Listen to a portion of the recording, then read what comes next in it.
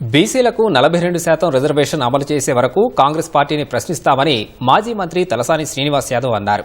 తెలంగాణ భవన్లో నిర్వహించిన బీసీల సమావేశంలో కామారెడ్డి డిక్లరేషన్ను కాంగ్రెస్ ప్రభుత్వం అమలు చేసి హామీ నిలబెట్టుకోవాలని డిమాండ్ చేశారు.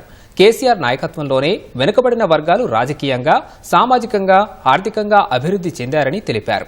తాజాగా నిర్వహించిన కులగణన సర్వే అంతా తప్పుల తడగ్గా ఉందని తలసాని శ్రీనివాస్ యాదవ్ వెల్లడించారు. తప్పుడు సర్వేతో కాంగ్రెస్ ప్రభుత్వం మోసం చేసే కుట్రలు చేస్తున్నారని ఆరోపించారు. కాంగ్రెస్ కు బీసీల పట్ల చిత్తశుద్ది లేదని విమర్శించారు. 9-15 సంవత్సరాల కాలంలో ఆర్థికంగా బలపడడం, ఆరోగ్యపరంగా బలపడడం, విద్యాపరంగా కూడా చాలా ముందుకెళ్ళి ఇట్లా రకరకాల కారణాల చేత ఈ రోజు బీసీతో చైతన్యం వచ్చింది. గ్రామీణ ప్రాంతం మనం అందరినీ ఒక దగ్గరికి చేస్తే యూనిటీ కావడానికి సిద్ధంగా ఉండదు. కులపరంగా ఎవరు కులపాలకు ఉండొచ్చు, బీసీ పరంగా ఇది మనకు జరుగుతున్నటువంటి నష్టం. కాబట్టి ఈ ప్రభుత్వం మీద ఒత్తిడి పెంచడమే కాకుండా ప్రజా సమాజంలో కూడా వీళ్ళ దోషులుగా నిలబెట్టాలంటే మనకి ఇంతకంటే మార్గం లేదు.